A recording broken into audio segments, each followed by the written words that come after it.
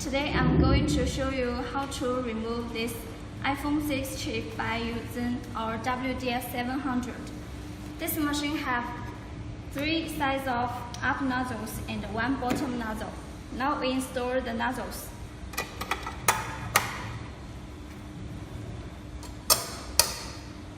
The fixture is free to move, and now we put up this motherboard on it.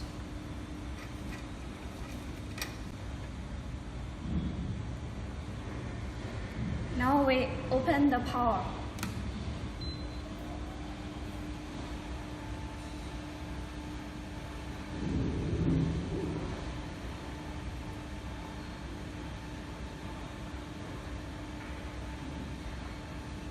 We can pull out the camera to adjust the 2 axes to make our chip in the center.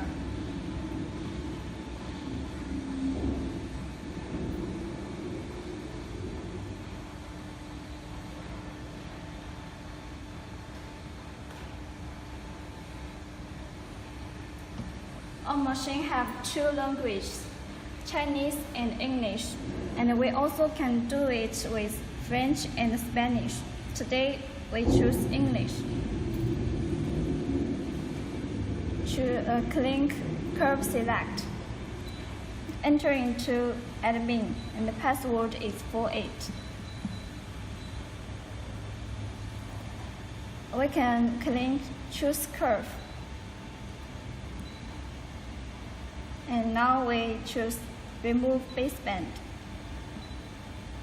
And then download it. And back to the first page. This machine has 5 modes: Remove, Mount, Semi-Auto, Manual, and Weld.